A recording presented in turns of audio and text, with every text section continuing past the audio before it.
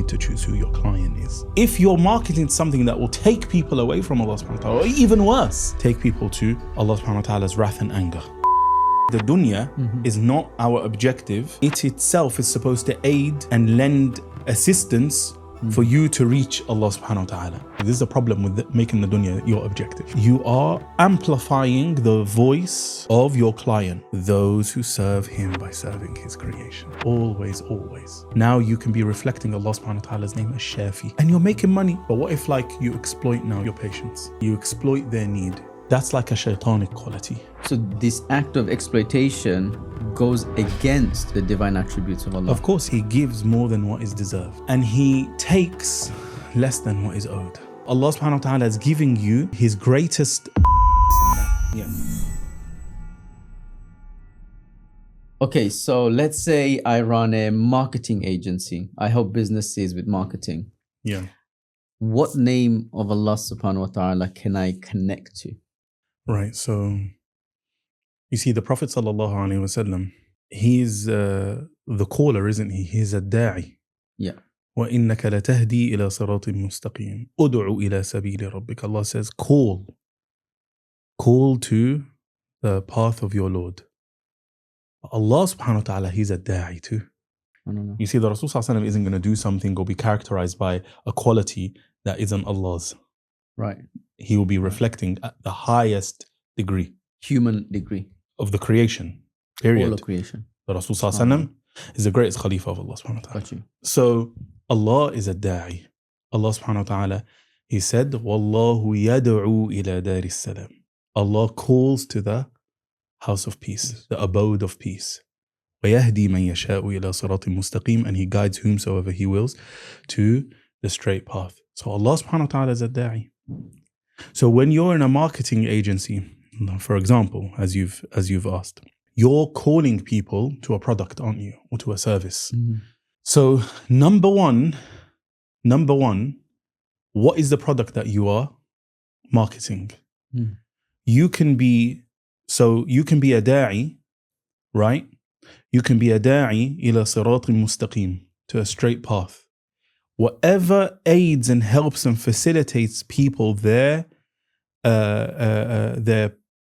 journey to the pleasure of Allah subhanahu wa ta'ala. You see, the dunya is not our objective, right?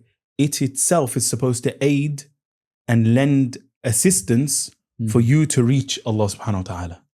So if you're calling people to something that will help them in their pursuit of Allah subhanahu wa ta'ala by removing an inconvenience from their life, a difficulty from their life, a pain from their life, now they have more bandwidth to focus and give their attention to Allah subhanahu wa ta'ala.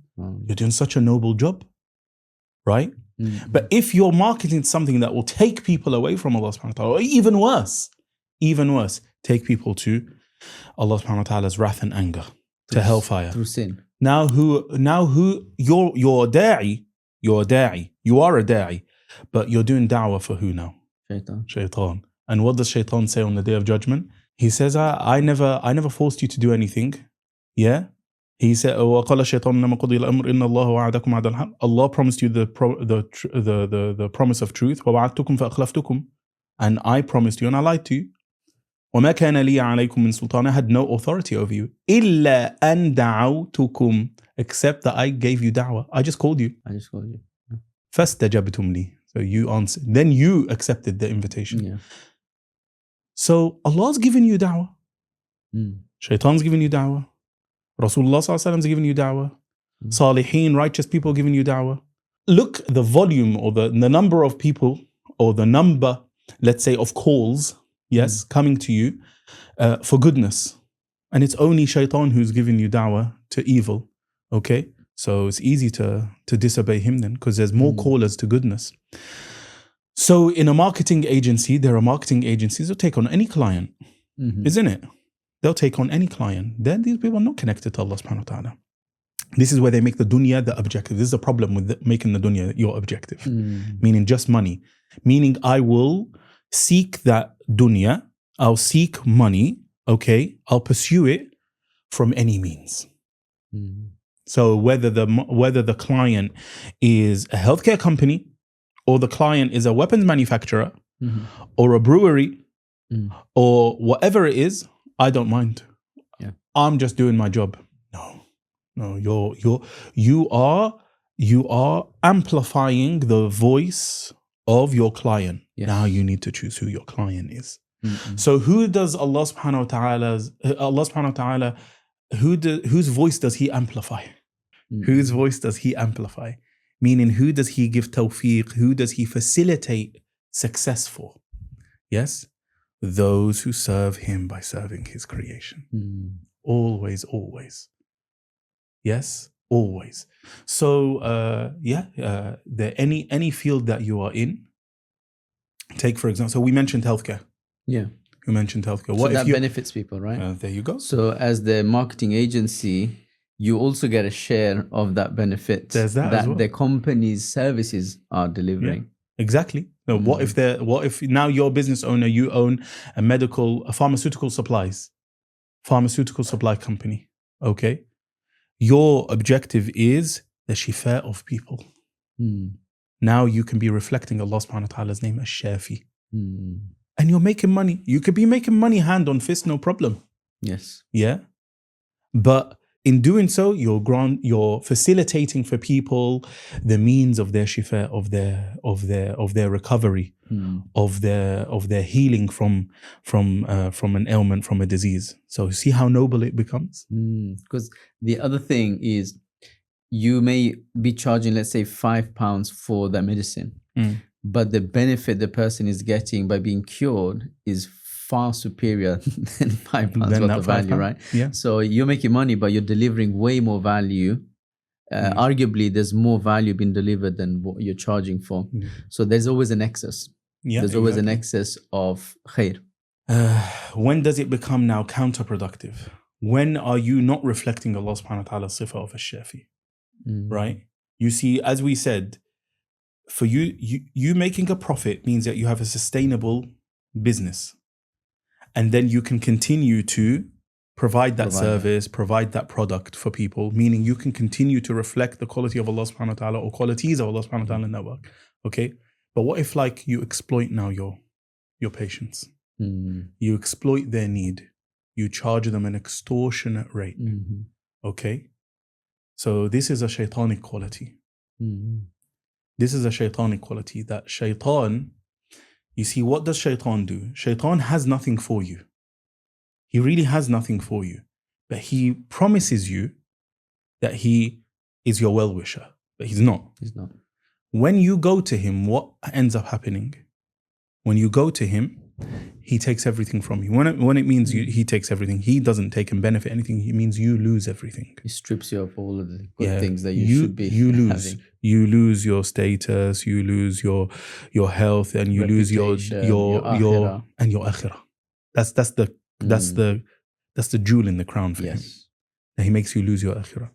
Now those who, when people come to them out of desperation, and they take from them all their money, all their wealth, okay? What they're doing is they're reflecting shaitan.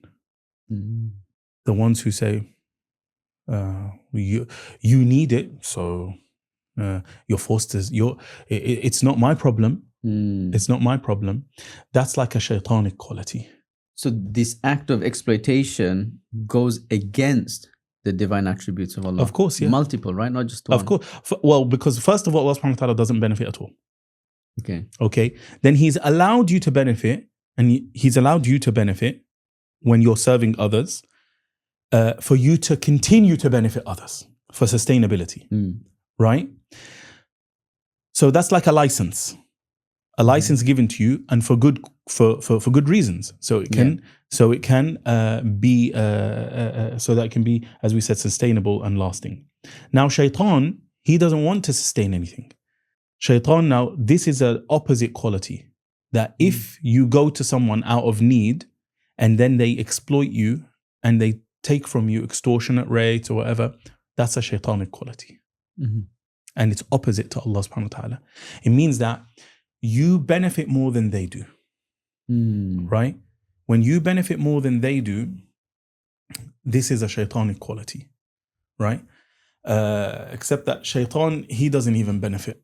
It's more like a kind of like for him, it's like a personal win. Vengeance. Yeah, that's it. Vengeance against us. No, yeah. SubhanAllah. Yeah. So the act of exploitation, which can happen in business, what names of Allah does that go against? Because then that's serious, right? Because then it may allow us to understand how serious this is. No, so Allah subhanahu wa ta'ala is Al-Muqsit. He's the equitable. So what is being equitable? It doesn't mean that you give everyone the exact amount, the same amount. It doesn't mean that you give, for example, all of your staff, you give them the exact same salary. No, it doesn't work like that. Right? To be equitable means that you give everyone based on their need and also based on their performance as well. Yeah. Okay? Let's say based on need, for example. Based on need, I saw this picture which really captured the difference between justice and equity. Justice is that, so there's a wall, and beyond that wall there's a football match. There's a child, he's shorter than the wall. There's an adult who's taller than the wall. They're both given a box to stand on. The adult can see anyway. Yeah. The child with the box can't see. Still can't see. That's justice. Everybody gets the same. Everybody gets the same, but you're not fulfilling their need now. Okay? To be muqsit, okay, is to be equitable. That the person who's standing without a box and can see, that he gives that box now to you yourself, you give 2 boxes to that child so that they can stand above that wall and they can see that football match. Okay? Because that met his need. That met his need. So shaitan goes against this quality. He tells you, for example, like sometimes people have these, they think they're great ideas. No, we need to be fair. Everybody needs to get the same thing. But maybe in that fairness, people are still deprived. And in that fairness, people who already had, they're taking things that they don't need, depriving others who are in need, So Sayyiduna Umar radiallahu ta'ala anhu, very famously, he would give according to need. And he would also give according to seniority as well. He would give according to seniority. Seniority, for example, Muhajirin, then Ansar, right? And even among them, who witnessed Badr, right? Knowing that when they receive, the economy all benefits further now. Because these are the highest level people who are equitable in how they spend, and they go beyond adl, they go beyond justice, they go to ihsan. They go to ihsan. So Allah is al-Muhsin. This is another quality that can be reflected in business. What's ihsan? Excellence. It's translated sometimes to excellence, but Allah subhanahu wa ta'ala is al-Muhsin. Al-Muhsin. Allah subhanahu wa ta'ala being al-Muhsin is that He gives more than what is deserved. Sure. He gives more than what is deserved. And He takes less than what is owed. SubhanAllah. So let's start with the latter. Yeah. Takes less than what is owed. On the Day of Judgment, a person will come and the obligations of salah have not all been met. Then obviously, a caveat before we start, or a disclaimer, there's not an invitation to skip your salahs. Okay? All this is showing you that Allah subhanahu wa ta'ala, He is bigger than your sin. He's bigger, His mercy and His forgiveness and His ihsan is greater than anything that you can do. And it should create in you hope in Allah subhanahu wa ta'ala, not despair.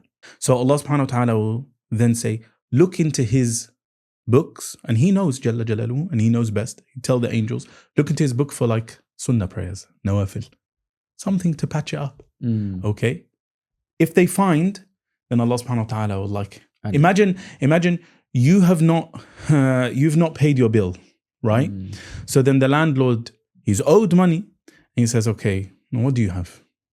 I've got a few pence in my account. That's okay, right? That is ihsan, taking less than what is owed. And Allah subhanahu wa ta'ala is al-Muhsin. He's the absolute in His ihsan. It's one of the meanings of ihsan. It's not the only meaning. It's not an exhaustive meaning by any means. Yes? How does that reflect in business? Well, We said the landlord. yeah. And we're not saying, we're not inviting people to not take money. Well, to take less than you're owed, from a logical business perspective, is not a good idea for business, right? Okay, that's if it's to the detriment of your business. But how can you practice? We're talking practically. Nothing that we're saying here is abstract. Yeah. You can read books for abstract theories. We're talking about practical connection to Allah subhanahu wa ta'ala's names that will benefit you in your business, not in a year, will benefit you today. Right now. Now, before tomorrow. So how can you practice this in business? Ihsan. So the Prophet sallallahu alaihi wasallam said, how can you practice this in your business? We said already, Allah subhanahu wa ta'ala takes less than he's owed and he gives more than he should. Yeah, he takes less than he deserves. And owed him and gives more than what is owed to the others. What is the ultimate form of ihsan? That you have lived 20, 30, 40, 70 years as a Muslim, let's say. You worshipped Allah for that time.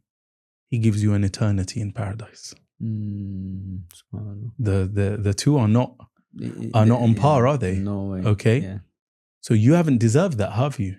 Not really. No, you haven't. Right? And all of Allah subhanahu wa ta'ala's dealings with us are in that way. Hasana bi'ashri amthaliha. One good deed, you're credited a hasana for each good deed that you do. But it's multiplied to 10 by 10 immediately, up to 700-fold. SubhanAllah. And Allah multiplies further for whomever He wills. It's a rigged system for our benefit. For you. We said Allah set you up for success. Yes. So that's ihsan. All right, in business now. What did the Prophet ﷺ say? He said, Allah's mercy is with the person who is easy, right? He's easygoing. He's lenient when he buys and lenient, easygoing when he sells. So when he's buying, let's say you're a business owner, you're buying from a supplier. Okay? You're buying from a supplier. The supplier, let's say he bumps up the price a little bit. Okay? Now, you know it's not worth that. You can haggle, you can hold your ground, and, there's a back and forth between you guys and it becomes uncomfortable. Right? It's within your right. Yes. But it's not a comfortable position to be in for either of you. So you say, it's okay, I'll buy it. Right? Now, what have you done by doing that? You've given more than what is owed. Yes. Really. You'll give, or you owe someone money. You owe your supplier money. You were late. No, you were on time as well. You owe him, let's say, 950. Now you give him 1,000. Is that interest? No, because it's voluntary. It's voluntary. Yeah. And gift. That's called husnul qada. That's the best repayment of debt. The best repayment, that you're giving more than what is owed. Now that person, have you won his heart or lost his heart? Of course, one time. You won his heart. Imagine winning the heart of your supplier. Yeah. You know what people do to you see this short-sightedness. People to build relationships and rapport and with fellow industry colleagues, etc. They wine and dine and all of this and whatever and stuff. They're spending money on that. Exactly. They're spending money on that. Yeah. This is what's strange. But then you can actually skip it, or you can skip all of that. Skip the small talk. Yeah. Skip the small talk. You owe money, maybe you give a little bit more. Husnul qada. And what do you get? You get Allah's mercy. You get Allah's mercy. All right. Now you're lenient when you're selling. Right? Lenient, easygoing when you're selling. Now the person, he doesn't have enough. Okay? So that means you let him go. Right? How elated is that person when you say it's all right? Like, for example, they owe you, or let's say they owe you 1,000, but they only have 800 or something like that. Okay? And you accept it from them. Yeah. That's voluntary. Yeah. Because you did something voluntary, right? It's not, Allah subhanahu wa ta'ala has not mandated it. Mm-hmm. But what you have done is you have done something Allah does. SubhanAllah. You've done something Allah does within your Yeah. capacity and your limitation as a creation, Yeah. obviously. You're not equaling or rivaling Allah subhanahu wa ta'ala. Sadly, some people are a bit literal, okay? That's why you have to spell it out for them, Yeah. okay?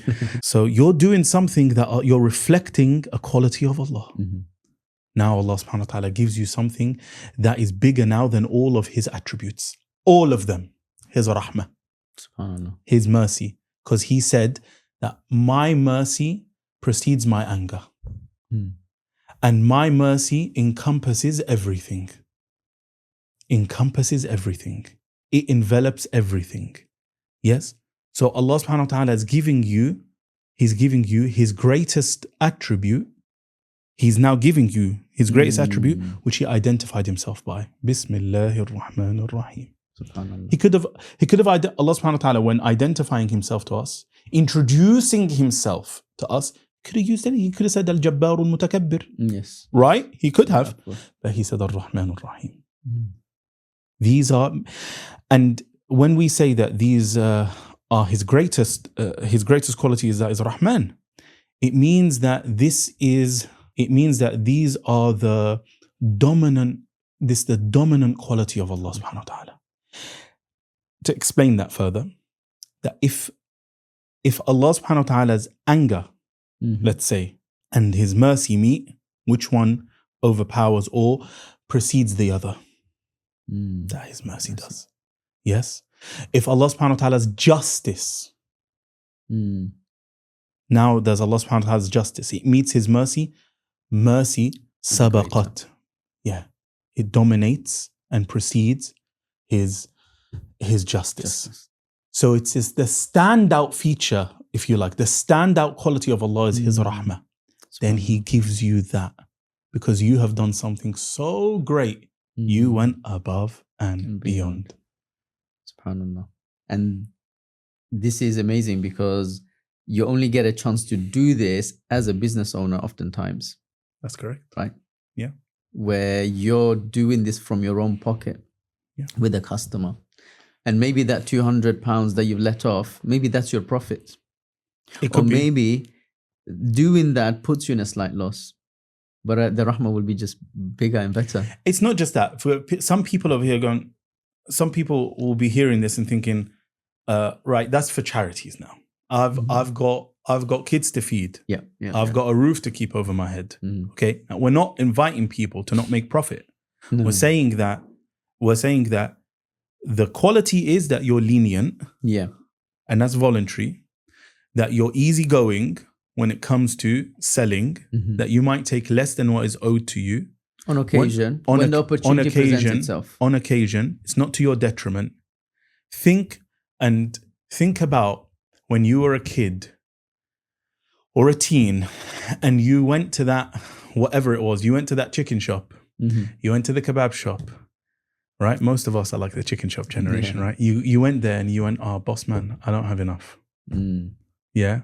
It's $2.99 when it used to be $2.99 anyway, right? Okay. And you go, I've only got $2.50. The guy who was like a stickler for the rules, okay, you never liked going to him. Now, he's entitled to say no. Of course. He's entitled to say no. But when he took it from you, what did he win from you? Your loyalty. Yes. Customer loyalty is what all brands are competing over. It's what they're fighting. And how much, and what are they? They're spending. They have allocations from their budget for loyalty programs, loyalty consulting, and all of this stuff. Yes. Which costs more, that or just taking, for example, like he the 10% less. Yeah, and so part of that 10% less today, a week later, when that child's family has a big get together, guess where they're gonna buy from? Boss man. Basically. Yeah.